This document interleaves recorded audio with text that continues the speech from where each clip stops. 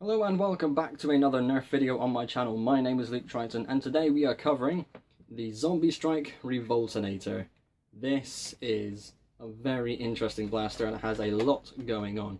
So in my review series I tend to look at older blasters that have come out years ago and go through just the generic review series and make a decision at the end of the video as to whether it is still worth the purchase in comparison to what is on the market today.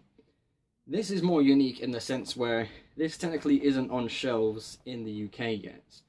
So I had to buy this on eBay from an American seller, wait 3 weeks for shipping, and had to pay some stupid money for the whole import charge and the shipping, and yeah.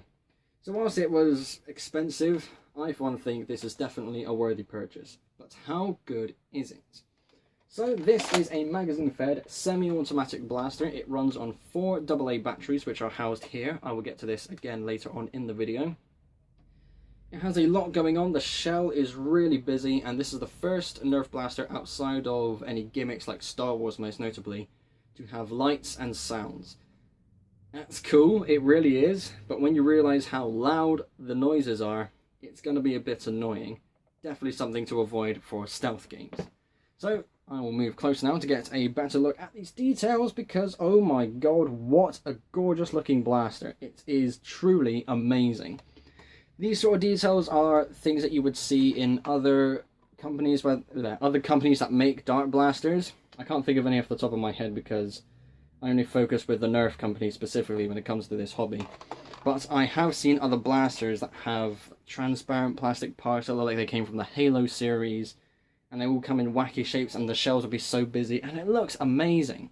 And whilst other Nerf blasters do look good, they have their own blandness to it when you think of the past Elite series, that's what I'm trying to say, where it was blue and had that white stripe going across. Looked nice, kind of simple though. This is taking the Zombie Strike theme to a whole new level. So the purpose of Zombie Strike is to have your own weapons clobbered together, and it's very makeshift, very make do. You got what you got, so just go from there. And well, that's kind of generic for zombie apocalypse anyways. It's interesting to see the details. So if I move in again, you can see there's 9-volt batteries along there. There's a rebar in the stock, turning it around. You can see a circuit board along there, and there's other sort of wiring details. It's not overly complicated. You can see some bland areas where some of the details are obviously using in the foreground. But it's gorgeous. It's absolutely gorgeous. I think this is definitely one of the best looking Nerf blasters Nerf has ever made. So, if I put this into my shoulder now, it's very odd proportionally. Just think about this for a moment. Look at how this is in my shoulder. If I grab the magazine, just real quick, that's what the magazine looks like. Absolutely amazing, by the way. I, for one, am okay with Nerf making more, not weird or gimmicky looking magazines, but there's something more to look at, and I, for one, love that. So, magazine goes in here. Look how far back the magazine is. That means the whole mechanism is all happening here. That is a long-ass barrel. There's even a barrel extension point at the muzzle, which means you can make your barrels even longer. You obviously could add some more barrels, but why would you attach more than one when the barrel is starting from here, essentially? That's a long distance to travel for a stock blaster. And the stock itself is minuscule. I prefer to have my stocks to be about there. That's just me personally. I'm obviously a bigger Nerfer. I'm 22 years old. I'm not going to be sort of the target audience for the younger Nerfers, because of course this is a toy, but older Nerfers can still appreciate such products like this. But it's not uncomfortable, it just feels so awkward for me. It's like, oh, I got him downsized, but I got to scrunch myself up here at the back, and it's just weird. It's just, I don't like that. I don't have any problems with this being a fixed stock. That's completely fine, fair enough. It matches the look really well. But I just don't understand why this couldn't be to about there, maybe just a little bit more. Even if it was to about there, that feels better already. But the fact that my arm is in that position, this arm in particular, I don't know what exact word to use, because there's a number I could definitely use, but yeah, it's just awkward. Yeah, that's probably the word I will go with. It's just awkward to have like this, given my size and preference. And speaking of preference, this is really weird. I don't know if I can get used to this. So this is the battery door first of all. There is that at the top? Yeah, there we go. So one screw there, you unscrew that, take it off, 4 AA batteries in, nice and easy. The blaster does come with batteries because if you were to go into a store you could press all the buttons, well, say press the buttons, you basically pull the triggers, there we go, and test the lights and sounds, and that is very fun. But if it's been on the shelf for say 2 weeks and nobody's bought it yet, how many people would come in pulling all the triggers, listening to the lights and sounds, and those batteries are now being worn down?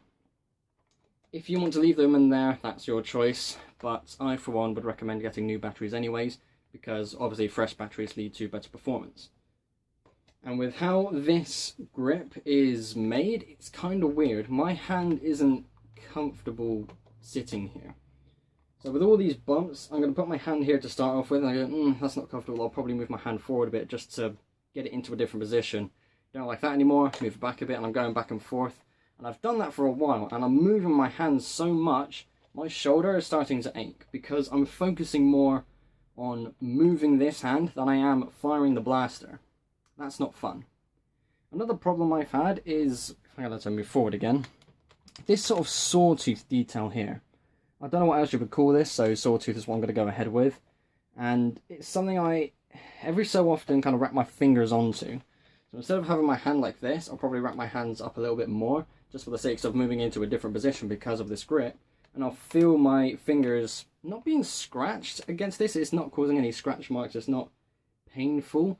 But it's another thing that you can feel, and it's just, I don't know why it's like this. You've got so much going on, but yet you can't have one smooth shape on the blaster, really? So in terms of foregrip, it's not the best thing ever. But you can make up for that with adding a foregrip of your own, because this is a tactical rail. That I am okay with. You do have another option, so technically you probably could go like that. But even then, with this proportion, is that even going to be comfortable? Who knows? I didn't actually test that, granted, but that will be something to look at in the future. Having a foregrip there, maybe come down just a little bit more, have something to kind of meet this layer to this layer, maybe adding a torch accessory or something, like the Recon torch specifically, because it has its own rail, therefore you can extend the length of it. And yeah, I suppose that's something you could definitely consider. And since we're going over the attachment points, there is a second rail up here, and this is on the carry handle. I like a carry handle on a blaster, just for the sake of convenience. It's not an uncomfortable carry handle in the overall shape of things, and it's definitely one I can see people using because this blaster is unbelievably light. Not to say that other blasters are heavy. If you were to put the Modulus ECS-10 together with all the attachments, it might weigh the same, but that's probably because, you know, I'm feeling this blaster and having to get the other blaster out. It's like, oh, it kind of feels a bit different. But as its own unit, you could wave this around and your arm won't get tired. It has batteries, it has electronics, it doesn't weigh a lot. And I'm genuinely impressed with how light this is. That's actually really cool. So, this is the point where you need to turn down your volume, because introducing lights and sounds. Again, I will say this one more time, just in case you missed it. Turn down your volume now. This is going to be loud. This blaster has lights and sounds, and there are two effects to this. The first one is this light system along here, and the second system is this, what Coop 772 described as an arc reactor, and I think that's probably the best description for this. So you get that first of all by holding down the rev trigger. So brace yourselves, turn down your volume, last warning. It alternates. So when you pull down the rev trigger for the first time, it will do that, or it will do that. It doesn't do both at the same time, it alternates. So I'm going to hold it down again.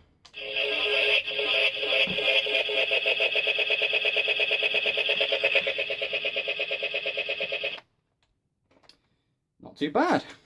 So yes, turn your volume back up now, back to normal, what's the word? Yeah, back to normal volume, I suppose.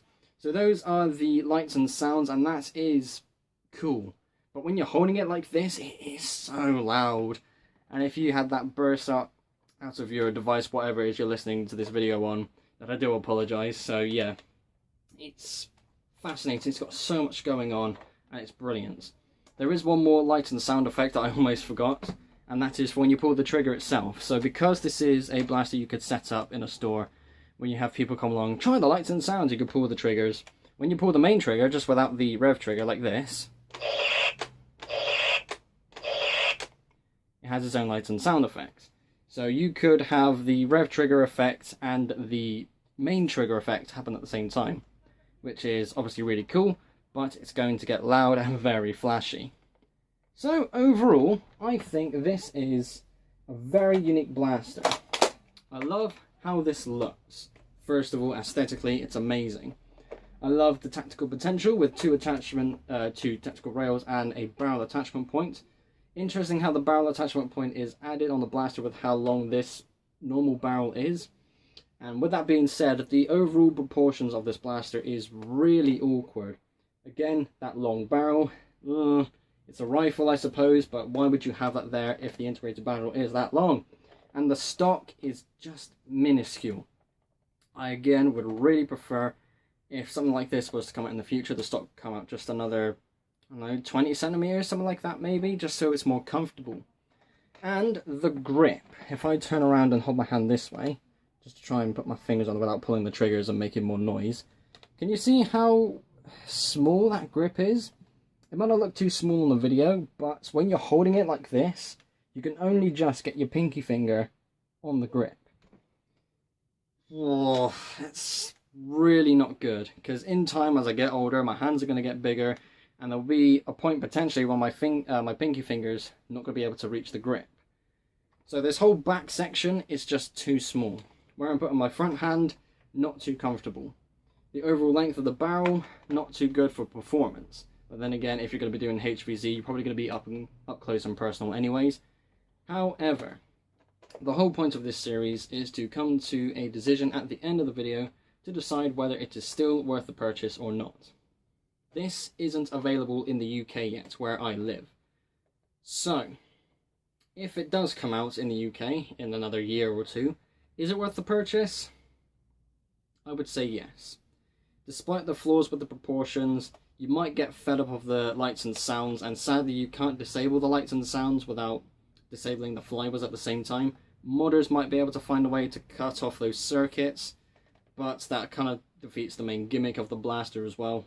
All in all, it's still a good blaster. It's still fun. So long as you're outside and with other people, you can enjoy those lights and sounds. You can enjoy the fact that you have a semi-automatic blaster, having a good old time.